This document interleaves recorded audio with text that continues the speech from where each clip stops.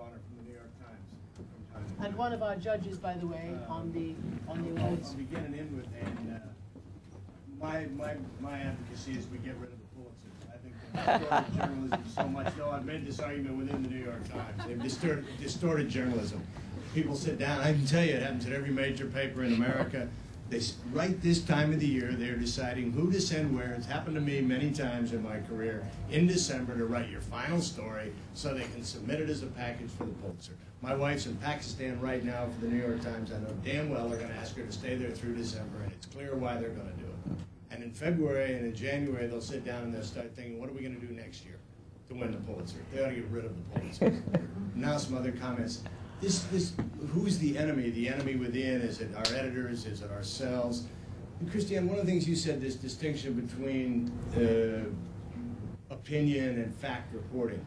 But yet you yourself stood up there and you said there's no moral equivalency in some of these situations. You know, that it's not a moral equal in some of them. Right. I know what you're talking about because you and I have talked about this. That's a judgment call. No, it's not. Yes, it is. It's not a factual It would be a judgment call if I said that there was this thing was that and that thing was the other.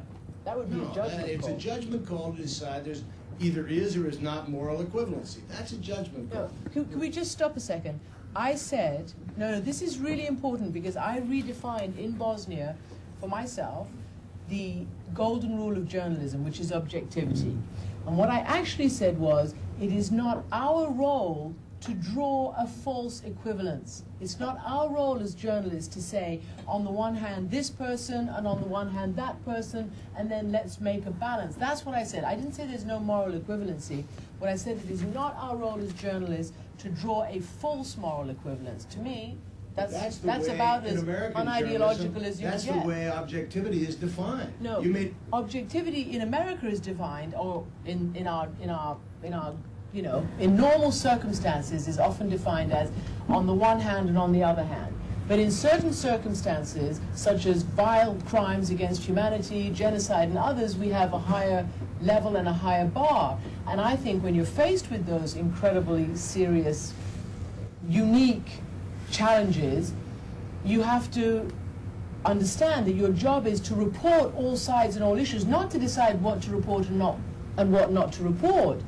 But you cannot then put yourself in the place of the judge and say that, you know, on the one hand and on the other hand.